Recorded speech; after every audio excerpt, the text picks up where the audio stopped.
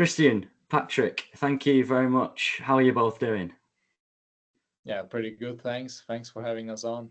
Yeah, Yeah. not so bad. We're in pit stall right now, so just getting ready for Solden. Couple weeks out. Mm. Is the fire in the belly? Is it go time for the World Cup season? Are you pumped? Good. Definitely. I mean, summer's been long, and we're looking forward to finally be in the start gate again. So we missed out in New Zealand to do that, do any races there. So it's been quite a while. So yeah, definitely. What do you think? Yeah, I mean, I've been out here for about a week now in Europe, and definitely can feel a bit of the buzz. Like, just definitely is exciting, and there's a lot of yeah. I can feel the excitement just since I've been here. So I'm pretty pumped just to be in Europe and kind of get ready for the season. That's really the first sign of winter when we step foot over here in October. So. Yeah, hopefully we'll get a better covering this year. Yeah. Yeah. Yeah. I'm gonna start with you, Patrick, because it was 3 years ago when you made your World Cup debut in Solden. So is that a bit of a special place? You're looking forward to, fingers crossed, getting a race on and returning?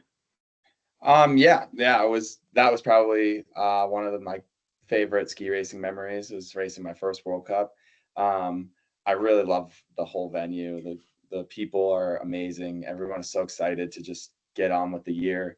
And then, I mean, the day I raced was just a perfect day, perfect conditions and everything. And I would say for my first World Cup, I was pretty happy with my performance. I was about 7/10 from the flip, so I was in fighting distance, and hopefully this year will be obviously on the other side of the flip. So yeah, it's a really cool place. Just it's hard to really see on TV how gorgeous it is, and like the environment. You just can't really get a feel for it on TV, and then once you're there, it's just complete. It's unbelievable. It's so cool. Okay, I'm gonna take you back. And Christian, coming through in Austria, obviously such a big ski racing nation. What was that like, and how did you get into it? Yeah, as you said, I grew up in Austria and in St. Anton, which is one of the biggest and I think best ski resorts in the world. So naturally, everyone, or more or less everyone there, starts skiing very young.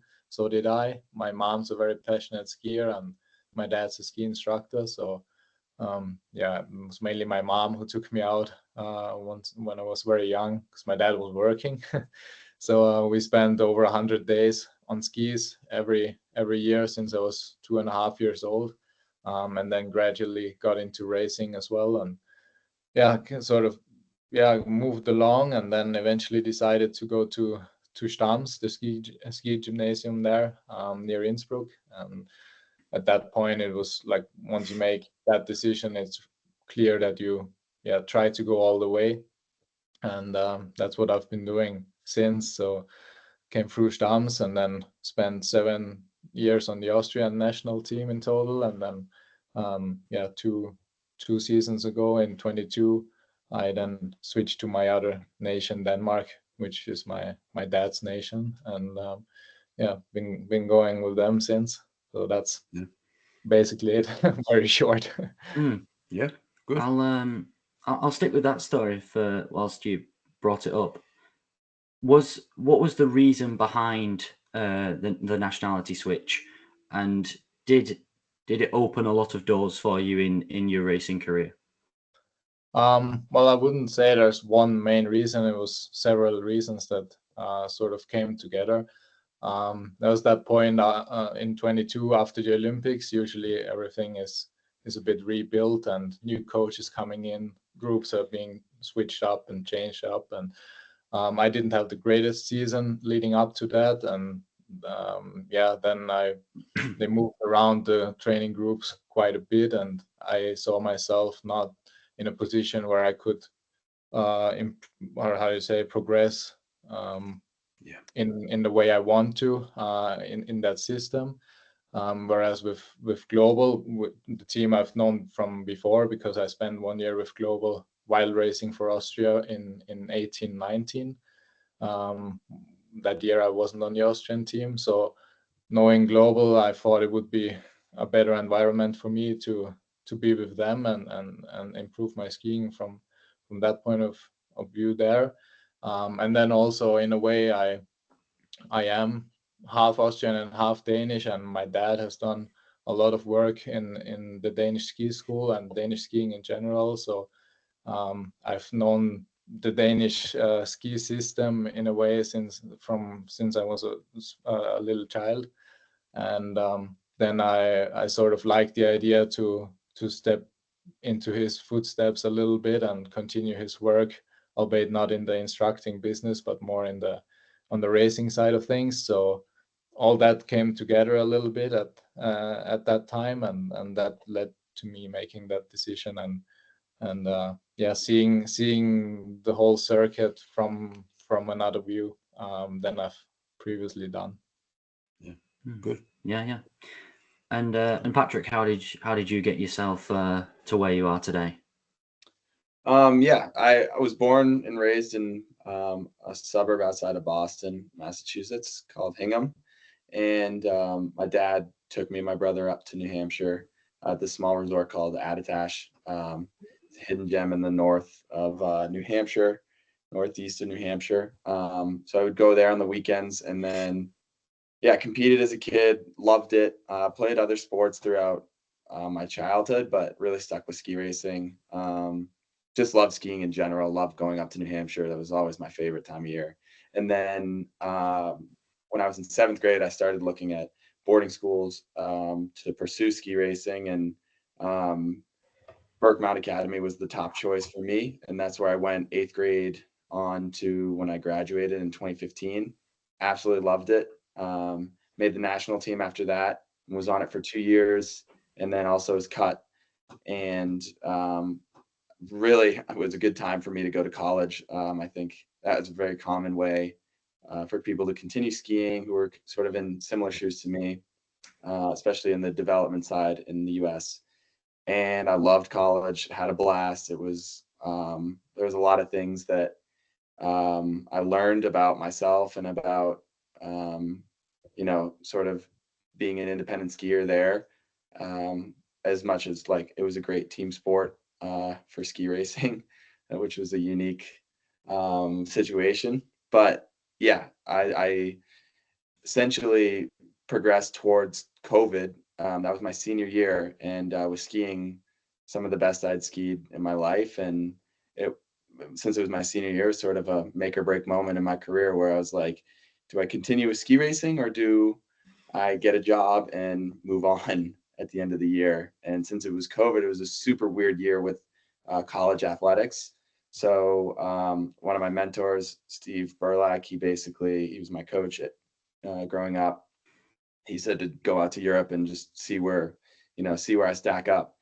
And that's what I did. And Paul took me under his wing for what was supposed to be a few weeks to do Europa Cups. And then those got delayed and a few things happened. And all of a sudden I was just stuck training with Global for a while.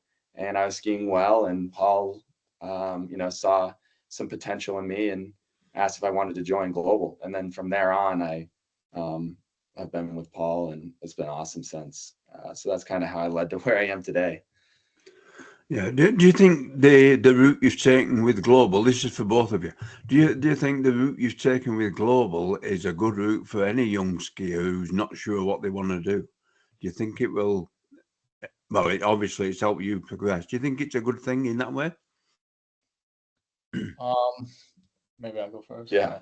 I think maybe not necessarily for a young skier like depends how you define young, right? But sorry, I'll rephrase that because everybody's young to me.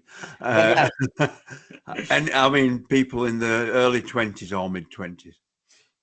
I mean, if you've reached some level, that also sounds a bit stupid, but what I want to say is, it's probably not a good spot to or not a good team to go to right after your right when you start FIS.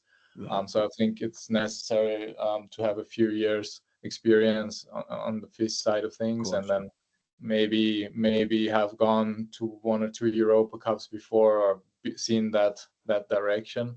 Then I think definitely it's a good opportunity. What do you think? I mean, yeah, I think that global has progressed. It's evolved in the 12 years or something that Paul's started. He started a long time ago with Charlie Raposo, and at that time it was good for a younger FIS team. Yeah, right. And it sort of evolved into what is now a full-on World Cup team.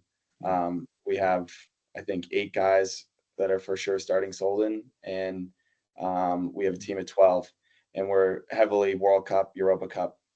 That's the team we are now, but global was definitely not that 10 years ago. So I think Paul has done a great job with sort of carrying it into a World Cup team, which I think is ultimately what he wanted to get this team to. So I think for what it serves for now is a national team for smaller nations like Denmark, as well as a team to continue skiing at a high level if you're not a named athlete, such as me, for like a bigger nation, such as me, such as Simon Mauerberger, such as Stefan Lewitz and George Steffi, and we're still racing World Cup skiing, but just not financially supported by the national teams. So hopefully we can, honestly, I'm just focused on having World Cup success. I'm not as worried about the national teams, but I obviously that would help with everything to continue the sport. But I really want to just get some World Cup success going. Thank you. Christian, I think it's probably best to ask you this one in terms of the big chunk of time you spent with the Austrian team. What are the similarities and differences between a big nation like Austria and a global team like Global? Yeah. I mean, one of the biggest differences is for sure, as PK just outlined, that once you're on a big national team, everything's covered, right? Only thing you need to do is ski, basically. All the expenses, all the organization, everything is done for. Whereas with Global, we need to come up with the financial needs ourselves, and also organize quite a bit ourselves, whether it be travel or how we get from one place to the other, and also the equipment side of things, where on the Austrian team, a lot of that is taken care of. And once you're part of Global or skiing for a small nation, then you need to take care of these things yourself. And I always say, like, both teams, like both the Austrian big team and the small Global team, have a lot of advantages and disadvantages. So like everything, right? And obviously this is a huge advantage of the Austrian team, that financially everything's covered. And what could be a disadvantage of the Austrian team, what's an advantage on Global, and I think what is actually one of our strongest competitive advantages compared to national teams is that we're a bunch of very good skiers that do not necessarily fight against each other, but work together to reach our goals on the World Cup circuit. Whereas in a bigger team, you very often your own teammates are your biggest competitors for spots or opportunities. And that creates a very unique environment where often development or helping each other is hindered a little bit. And I think, not that I've experienced too much of it, but sometimes it could even go in the other direction, that you try to, bring your teammate or make him a bit slower so you get the next shot at the World Cup. So, and obviously, if that builds momentum, then the whole team's not really improving that fast or that rapidly. Whereas with Global, once you find some cue, you share it with the others, you talk about it, and everyone moves on. And yeah, that being said, also me skiing for Denmark, I have a lot of freedom in choices which races I want to do, and won't have to go through a lot of qualifications as I had to for the Austrians, which is also a big advantage. So yeah, lots of differences and lots of advantages and disadvantages on either side, I would say. Yeah, I would say from what you've just been saying, and I agree, obviously there's going to be pluses and minuses, but I would say your global team is more of a team rather than individuals. It's a team of good individuals, but they've come together to help each other. That's what I see there. Yeah, I mean, I would say a lot of us have underdog stories, which we like to embrace. So I think we all share that bond, and you know, well, yeah, it is a cool environment when we have our goal is to be serve as essentially a national team, and so if we can compete against the other national teams in World Cups, if we can put 5 guys in the flip, just like Switzerland or one of those bigger nations, like that's huge for us, and that's something we definitely try to achieve. And I would say we're awfully close to being, one of the bigger national teams. Yeah, in that sense. Yeah, I think the national teams, skiers are recognised as an individual, whereas a global team, if you won a race, you'd say Patrick from global, as opposed to, I'm not going to mention anybody else, GS skiers, because you know what I'll say. Yeah. So Coach like to hear that. it's an individual rather than the country. You know what I mean? Absolutely, yeah. I think that global's starting to get a lot more attention, with Sam and Christian and a lot of guys who are having some significant World Cup success. It's really cool to hear the recognition that global is getting. So that's exciting. And I know that our coach has worked hard to get us to a point where, we definitely deserve that. Yeah. Good. I'm going to throw this question at you, PK, and say, do you think that had you kept your spot on the American team or stayed in the American setup, that you would have scored World Cup points last season? That's a good question. I think that it's hard to really say because I was on the U.S. team at such a young age. I mean, I was 18 and 19 years old, and now I'm 27. So that was 7-8 years ago, and a lot has changed for me and for the U.S. team in that time. And I think for me at the age of 18 and 19, the U.S. team was a pretty tough place for me to be. It was a pretty demanding schedule I had, and I don't think I really knew what the hell I was doing. There was a lot of things that were beyond me, and it's really hard to really learn a lot those 2 years. So it was pretty overwhelming, to be honest. And college was too in a different area, but I think that I found a lot more clarity in college and what I want, and found sort of a revamped passion for skiing. And then that's really when I saw like the potential I do have and the actual talent and skills that I have accumulated over the years. And I think that global is a big piece of why I got, that's the reason I got these World Cup points. But I think that, if I could put it to, it's hard to put it on one thing, but I think that just growing up, like skiing, just loving skiing. I loved being in the terrain park. I loved doing, I pretty much loved doing everything except for training. I hated being in the gates when I was a kid, and would just beg to not be there. So if there's one thing I can recommend to kids skiing, it would be to get out of the gates when you can and go just be an idiot on the mountain. Yeah, 100%. 100% behind that. It's quite interesting now, because we ask most people, one of my favorite questions is, what do you like? Do you enjoy the training, or do you really want to be skiing? And most people will cover up by saying, I quite enjoy training. I don't, and you've been really honest and said that you don't, and I like that. Yeah, I mean, it's training on that note is it's really hard to train, Yeah. and it's we do it a lot. So when you're trying, I think in general ski races are trying, perfectionists when it comes to training, and it's just sometimes it is just so exhausting in general.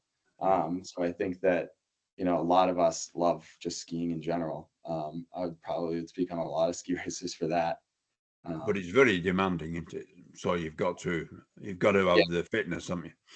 Yeah, and just getting the results that trying to get those results in like just ski training, like just going like actual on hill training. It is exhausting. It's trying to get those results that you are thinking and visualizing and doing all these things, and just trying so hard to get that product down on video, on paper. It's just, sometimes it can be really, really hard, and sometimes it can be pretty easy, but very, very, very rarely. Yeah. So you've been down training in New Zealand, probably not as much time on the snow as you would have liked. But talking about the season, what are the goals that you're setting? Are you looking for to break that top 10, Christian? I mean, yeah, that would be cool, wouldn't it? Yeah, I mean, how do I want to say that? How do I want to phrase that? Like, I've had a goal of breaking into the top 30 for good for a couple of seasons now, and last year I think I came pretty close. I was sitting around that 30th place right before the second half of the season, after Schladming, and then the long season and me being my own serviceman and spending a lot of time in the ski room, and I think took its toll towards the end, and I was very tired and exhausted, both physically and mentally. And then you just lack that little bit that you need to have to break into the top 30 consistently and score points. And then I finished the season on the 38th place in the standings, which meant I didn't reach my goal again of being in the top 30 at the end. So yeah, naturally, I mean, I don't need to say it out loud, but obviously that's the goal again for next season. But I try to not to think too much about results, but more about the cues in my skiing that will lead me to those results. Because in the end, if you don't ski how you're supposed to ski and ski in order to get those results, you won't get them anyway. So it's not really useful to think about the results before thinking about the skiing. So that's sometimes really hard, because obviously results are what counts and not what you're focusing on in your skiing. So everybody wants to know what are your goals in result terms and what you want to achieve, and also myself, my ego also thinks in results. And sometimes that's really hard to overcome and put that out of your mind, especially on race day too, and actually stay focused on what you need to achieve in your skiing to get it done and to actually get those results. So that's for one thing. And then obviously World Championship coming up as well in Saalbach, in Austria, the biggest ski racing country, I say. I don't want to disrespect the Swiss. I know they've been number one for 2 years now, but I'm still half Austrian, so The Austrian in him. Yeah. the Austrian, right? So looking forward to that as well, and hopefully get some good results again. Yeah. You sound a little bit disappointed with how your season ended, but 14th in Adelboden, come on. Yeah, you're absolutely right. I sound a bit disappointed, and although I'm very happy because it was my best season so far. So people have asked me, what do you think about your last season? And generally I've said, I'm very happy because it's been my best season. both results wise, but even more so skiing wise. I've made probably the biggest step in my skiing in a long time.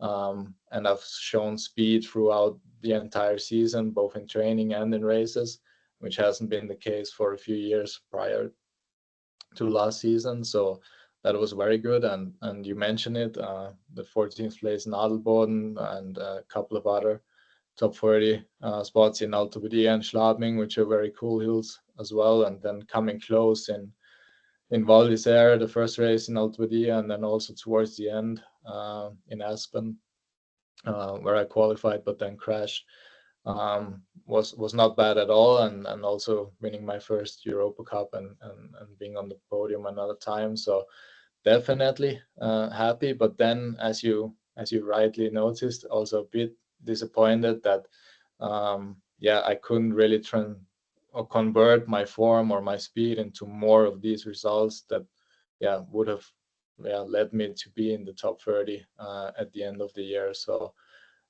so both happy and not so happy in a way, if that makes sense. And Patrick, how did you assess your season, and what do you want to achieve in 24-25? Yeah, I would say it was probably similar to the way Christian feels. I had some of my best results ever. I got my first World Cup points, which was just awesome, an awesome day. Didn't necessarily ski the best, but I think I had a lot of learning experiences last year, which I was definitely grateful for. There was, I think a big thing with me being in college and sort of being not in elite skiing for a good chunk of my career was, I wasn't great with like equipment and playing around with equipment and really knowing what I was doing with the equipment. And it took me a while to realize a few equipment errors I had in January and February that really I couldn't pick up on all year. And then once I sort of discovered those, there was a huge change in my skiing. Everything felt half the speed, and like the control was right there, and consistency went way up. And I just felt like, it was a bittersweet moment in my year because I knew that I had a lot of races past me, but I had a lot of races in front of me. So definitely better that it happened in February and not April, but obviously it was a good learning experience for me to really take that more seriously and really be more self-aware of your body and what you are feeling every single day. And then, I had some good Continental Cup results. Not necessarily what I wanted, but the Europa Cup season didn't go as I had hoped, but I definitely made a lot of progress. And the consistency is what is probably my biggest problem in my skiing. And I would say that last year I made an improvement on that. And it definitely needs more improvement, but I would say that I'm on the right track, and then was able to log a couple of results along the way. So yeah, I did not reach my goal. And that was to be top 35 World Cup start list. And I think I'm 45 or something. And going into this year, I have, a few goals. One, for the US, it would be awesome to race world champs for them. That's a big one, obviously, at Saalbach. Really just consistent World Cup results that's the main goal. Really just being in there in the second run often, as much as possible, obviously. But and then at the end of the year, if I keep that consistency, then ideally I'm lined up for World Cup finals, which is in America, and it couldn't get much better. It's at Sun Valley. So that's like the big goal, to be in the top 25 in the standings, and be racing on home soil. That'd be pretty cool, because there's nothing better than that. And that's where I got my points on home soil and Palisades, but that was just like probably the greatest feeling, doing it in front of a lot of the people So yeah, can I just take up on something you talk about, which most skiers seem to talk about, and that is the position 35, 45, whatever. Do you never relate your time to how far you are out? Because when you say you might be 30th, but you might be under a second behind the winner, and that's nothing. That just needs a bit of fine tuning, doesn't it? Do you never look at it that way? Do you always look at it from the point of view, I was so and so? Do you never look at it and say, well, I'm only so far behind? Because at the speed you're going, that's nothing, is it? Because I think it's probably been Yeah, I think it's probably been the case for both of you that there've been World Cups where you've missed the cut by the smallest margins. I mean, in a lot of cases, I've done a lot of this equating the length of skis with how many seconds, and it's nothing. You were crossing the line at 40 plus 50 mile an hour, and that's like a few ski lengths. It might not seem a lot, but when you look at it and you say, what were you? Oh, I was 35th. Oh, what were you? Oh, well, I don't know what I were, but I was only 3 ski lengths behind winner. Any other race, if you were talking about a marathon or anything like that, you'd be saying, I was only half a mile behind. They don't, but skiers always relate it to what they finish number rather than. Yeah, no, that's a great point. You raise a great point, and I think that the only thing I can pinpoint, like as to why that may be the case, is because as great as it is to be, a second or 1.5 behind the leader, if you're 31st, your day is over, and so we go by placements, because I understand. That's what matters. I understand what you're saying. That's the worst. There's nothing worse than having a solid run and being 31st, or being right out of there, because you're obviously gonna naturally just go to where was that time, like where did I lose that, and like how damn close was it. So I think that the tough part about our sport is that if you're 30th, your day goes on, and you you could still have a great day, and if you're 31st, you're not skiing the rest of the day. Like it just sucks. Yeah, what's crazy, often it's a few hundreds that separates 30th and 31st, right? So you can be 30th, like I was in Kranjska at some point, 30th, and then I ended up I think it was 25th or something like that, and it was a very good day because it was the first time I scored points that season. It was the season before last. And then in Adelboden I was 31st, 300s out, and the day was one of the worst I've had in that season, because you were so close but not part of the big show in the second run. But when you look at it in training, for example, you do 2 runs, and one run's very good, and you do the second run and you're 300s slower than your first run. You say, both runs are equally good, like there's not much separating them. So I had 2 solid runs, right? But in the race, 300s could separate yourself from having a very good day of ski racing or a very bad day of ski racing. Often really hard to like think along the lines, as you rightly said. It's only 300s, and both runs are probably equally good, because it's so how do you say, hard on paper, in a way that today you are in the points, or today there's a DNQ next to your name. So to keep your mind focused on the good thing here is very hard, because everyone else sort of doesn't really look at it once there's a race. Only thing that counts it's just that I look at it from like you do a race today and you're 0.3 behind, whatever, but you're in the top 30. Now next week you do a race and you're in the top 40, or you're out of the 30. And time, your distance behind the winner was less. And that's what I'm getting at. It must disappoint you.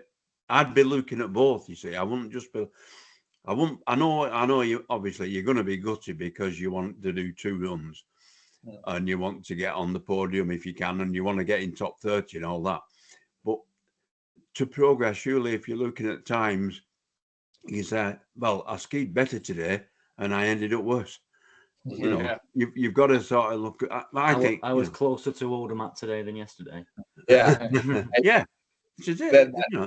That's when it comes down to like guys who are in the Racing World Cup, and there could be 5 more guys who have a good day, and that just is enough to push you out. When that happens, it just sucks, and you could still have a good day, but 5 other guys could have a pretty it's just a much better of a day. And like Christian said, you've got to have 2 good runs, haven't you? You've got to be consistent on 2, not just 1. Absolutely.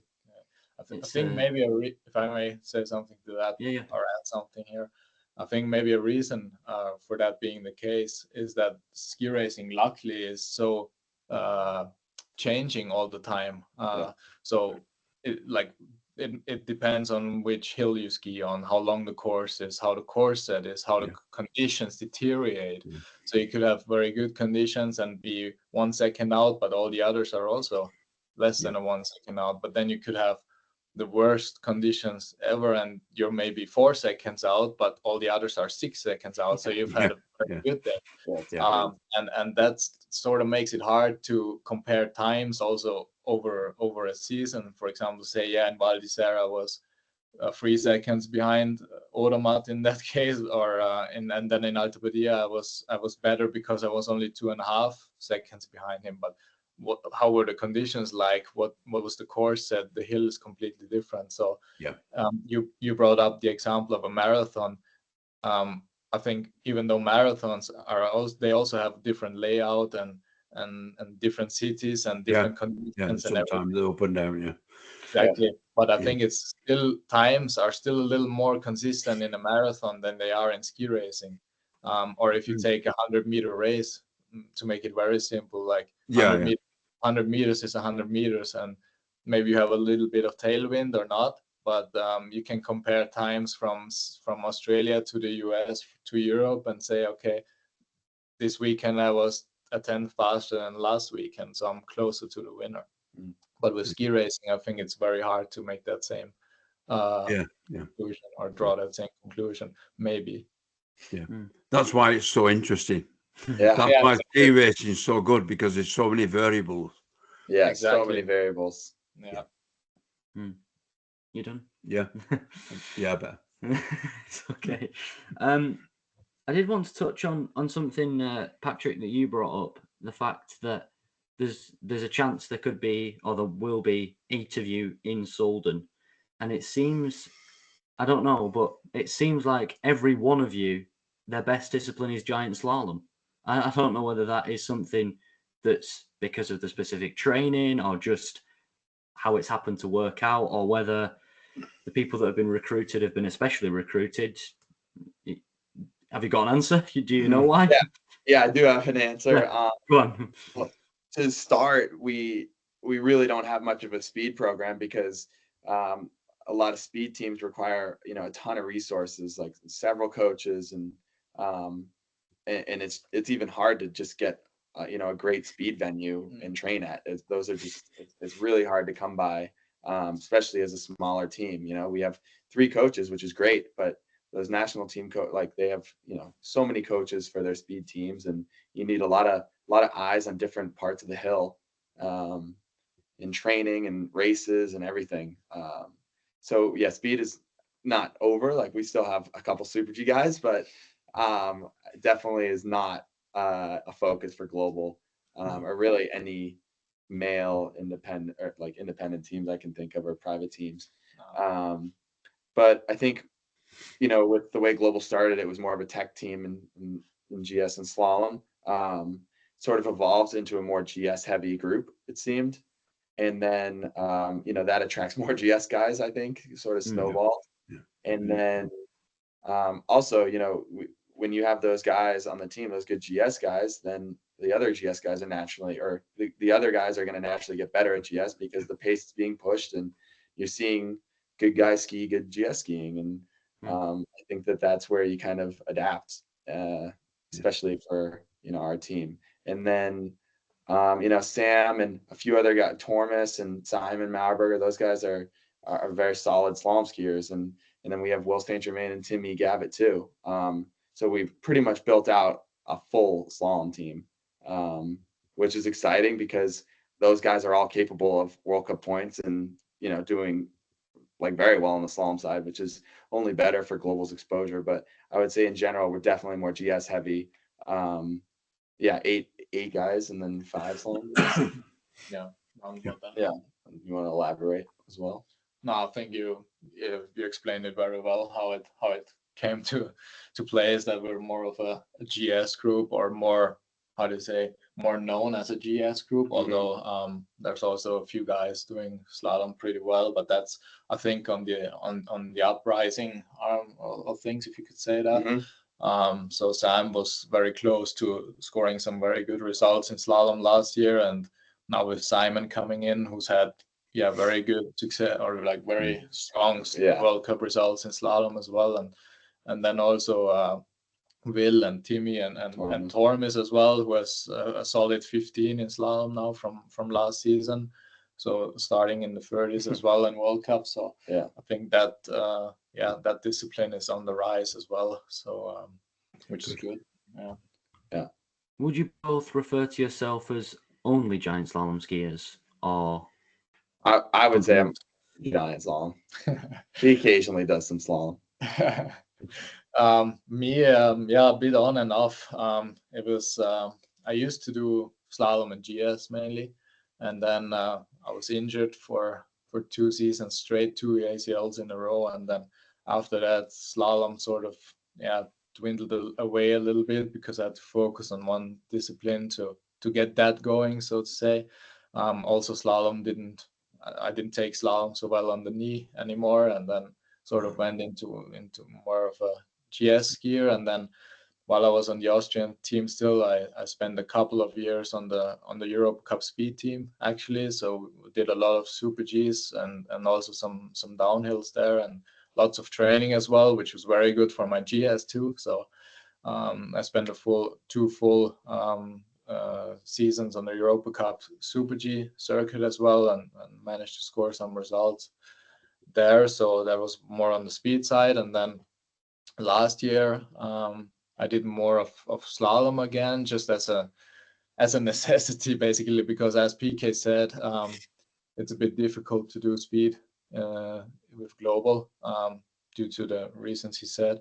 And I think it's good to have a second discipline to break it up a little bit, at least train it once in a while and do some races here and there if possible. And then slalom was the only option, and for the combined at the last World Champs, I had to do a bit of slalom anyway. And I did a good slalom run there, so I sort of started skiing a little more slalom again, and that's how it goes. But yeah, mainly GS, I would say, with a bit of slalom here and there, and a bit of speed here and there. Sprinkled in. Yeah, exactly. Yeah, you touched on all the different athletes, 8 giant slalom, 5 slalom, and it's just fabulous the way you've all come together. Even now you've got a Danish athlete, an American, an Estonian, a Belgian, a German. It's just a fantastic blend. And do all those different cultures and different aspects of ski racing, different experiences combine together and just make you all better as individuals, do you feel? Yeah, I like to think it makes us better individuals. We learn a lot about the cultures, that's for sure. I think it is really unique. I would never be, I've learned a lot in the short 4 years I've been here. I think it's been, an experience that I'm so grateful for. I get to live in Austria and ski race, which is that was not on my bingo card.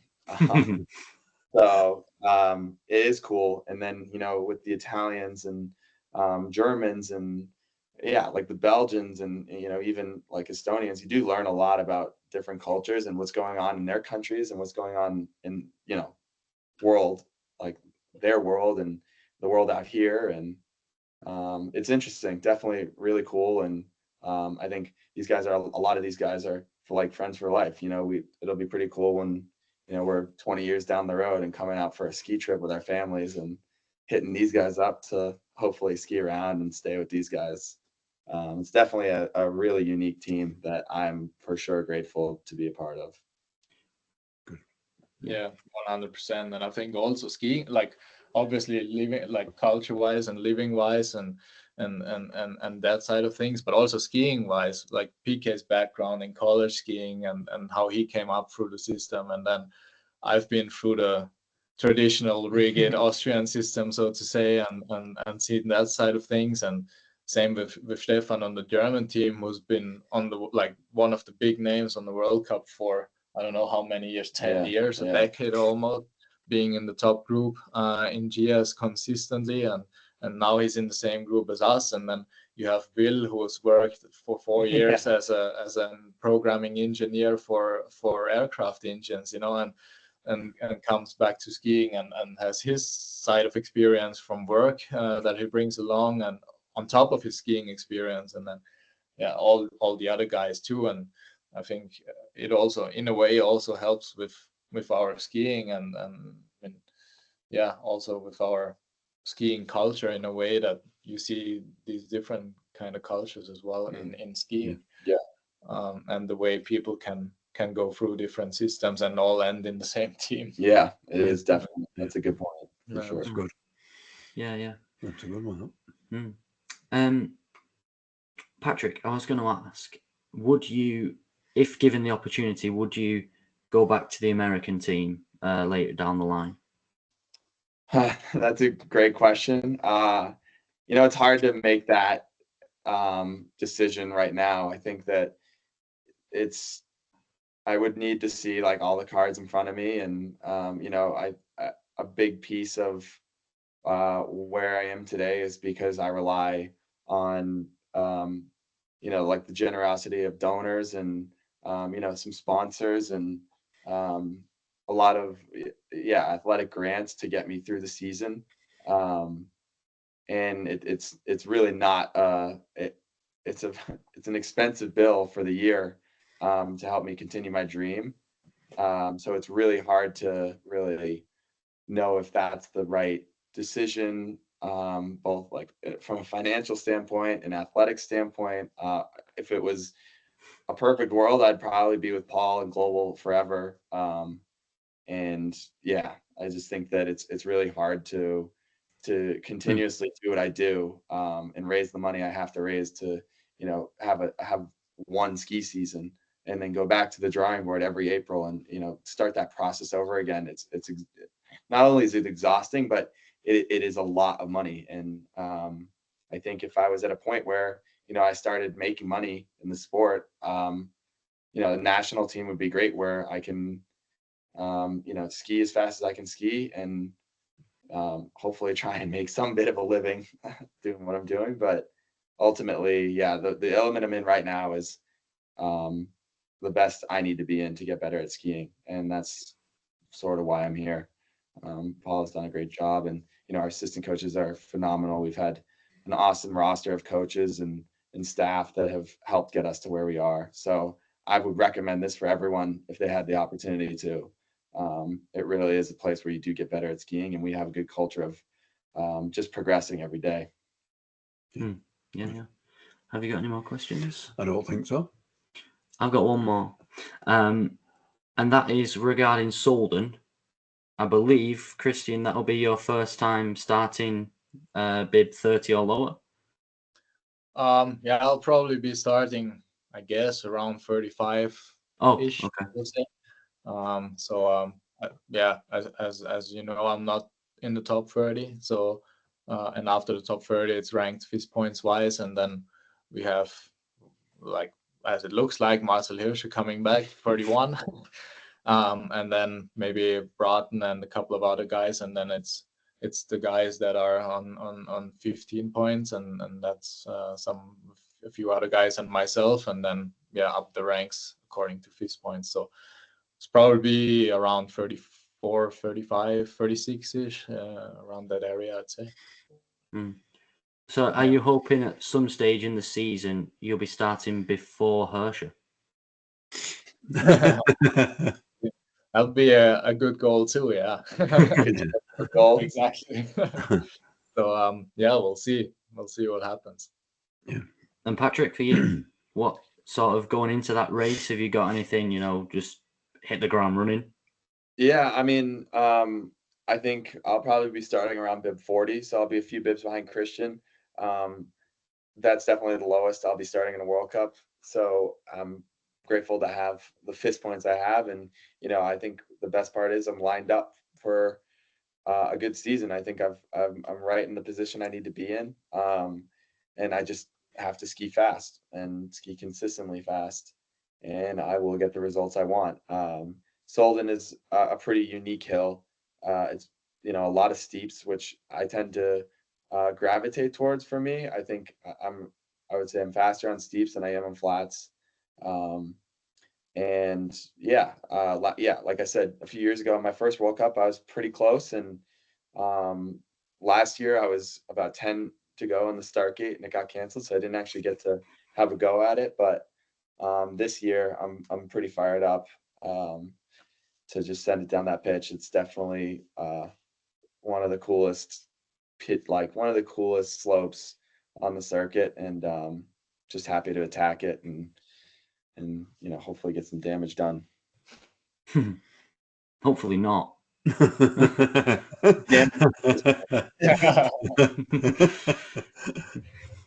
I think that's a little bit lexical difference between England and America there. Yeah.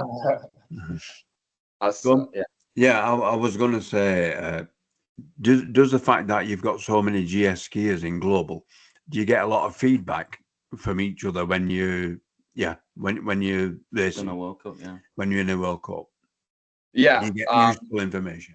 Well, like we do, obviously our coaches do course reports, seeing how they see the courses from the side of the hill. And then when you watch the live stream or like the broadcast, you can kind of tell which sections are tougher than others. You have a good idea. And then, the best part is when we have our first guys go, and they're down in the finish with the radio, and they're giving, their winded report of what they felt compared to what they inspected. And I think that's the biggest piece. That's good. Like I know Christian, I've gotten a lot of reports from Christian over the time, and like him and Sam, they're really good with, they don't want to spill too much information, and it's obviously you want to tell them everything, but that's the last thing that they need to hear at the start gate. So I think Christian usually will be like, this section it feels like it runs a bit more like this way than inspected, or it just feels different, but everything else is, go. So those are crucial for us at the top. And I think that, every other national team does it, but we definitely have a good system in place for race day. Yeah, but they don't want to give you overload when you stood up there. It depends where they're sitting. Yeah. But I think he did it last season. But will Paul maybe set another course at some stage during the season? Yeah, he definitely has some. I forget where he. I think he has a set somewhere. Yeah, maybe two. We don't know yet. Maybe two, but I think for sure one, if I'm not mistaken. Yeah, but we don't know. I think he doesn't know yet where, or maybe he does now. He didn't know 2 weeks ago, so we'll see. Yeah, very good. Okay, I will move to the quick fire questions then to finish us off, and I will start. Well, we can jump in when you want. Where's your favorite place to ski? St. Anton. Yeah. Oh, that's a tough one. That's why you pointed at Christian. Yeah, I know, he answered that really quick. Yeah, I knew what we're coming. We expected that. If you want.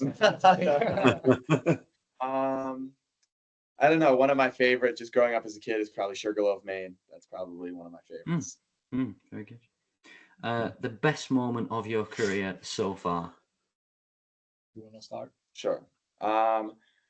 It has to be the World Cup points I scored last year. That was just a special day. Like I said, it was on home soil, so there's about 15,000 people there or something, and it was really cool to just do on like the most perfect day. Everyone was just happy to be there. California was, it was just like start to finish. The day was amazing. The points were cool, but then we got to see a Ludacris concert and meet Ludacris at the end of the night, which was again, start to finish, just a top tier day for me, and one that I will never forget. I have two. First one was after my two ACLs, which at some point I didn't know if I will continue ski racing, and then came back and in my first race, in my comeback season, so first race after 2 years out, was a FIS race in Tyrol, and which I won. So that was one of the best days, I think, because what I've been through before, and then on that day I was probably as nervous as I've never been before or even after. And then coming out winning the race was very good. One of the best days in my skiing career for sure. And then the other one, the first whole weekend of my first World Cup race in Adelboden, 2021 for Austria still, where I managed to score points on my debut weekend and finish 18th. That was probably the second one. Yeah. Very good. This is something that I would imagine you've said on a few podcasts before, but I would imagine that both of you will be having some of the best moments next season. Sounds good to me. Yeah. Who was your idol to start ski racing? Can be, or just your idol in general, I suppose. Someone from the sport or a family member, another sports person. My ultimate one is Tom Brady. That will never be changed. He's been my favorite ever since I was a kid. I was born and raised loving him as a Boston kid. That was probably the greatest role model to have, probably the greatest role model anyone can have. And in the ski world, it was by far Bodie Miller. Bar none. I think he really just paved the way. And I mean, he was probably the first person I realized that was when I found out he was from like the same state as me and from, like New Hampshire. That was just like pretty inspiring. And I think that that really got the gears turning for me on the sport. So he was a big reason why I think I'm where I am today.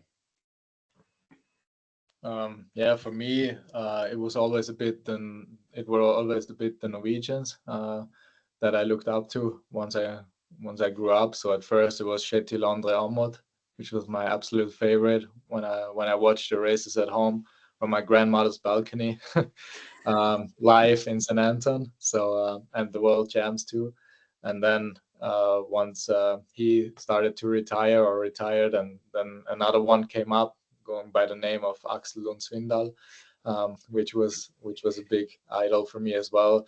And I think both of them were idols for me because I really liked them coming from a smaller nation compared to Austria and Switzerland, and being a bit of an underdog, but still very, very successful, obviously.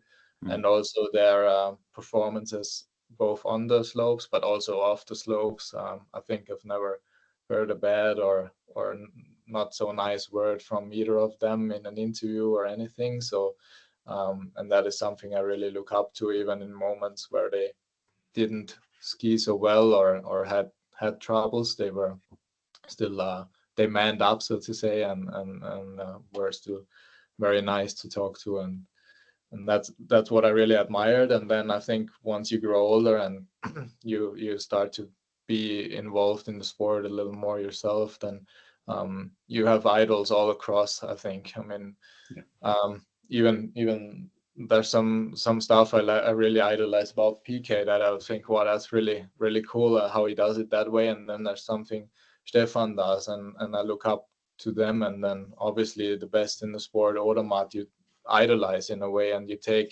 try and take different pieces from different people. I think that's me at least. And so me too, for sure. Yeah, so it sort of, when you're very young, you have that one idol you're very focused on, but I think the older you get, the more you realize, okay, there's lots of different cool and people you can idolize around. So I've got one more quick fire question, and that is, what do you both think is the best thing about Team Global Racing? Mm. I would probably say the camaraderie, if I had to give one word. Kind of elaborated a lot about it this interview, but yeah, again, it's a very unique environment, and it's hard to really explain what it's really like, but we definitely have a lot of respect for each other because we're all underdogs in a sense, and we are all at the end of the day cheering for every single one of us, which is cool. That's I would say very unique for a national team. Yeah. That's a good answer. Good answer. Yeah, I was thinking along the same lines. You spend so much time on the road together, like traveling all across Europe and the world, and it's actually very little time you are in the gates by yourself. Like even in the gondola, you're with someone else, and not to speak about dinner and breakfast and in the afternoons when you do conditioning, and I think it's so important to have a group around, a group of people you like and you have fun with, and because otherwise it can get very, very dull and very monotonous. Keep it light. That's what we say. Yeah. Well, that is all the questions. Thank you very much for speaking with us, and very best of luck with the season. Yeah, thank you guys. Thank all you. The best, all the very best in the future, and I'm sure you'll get what you want in the end. Thank you very Okay. much.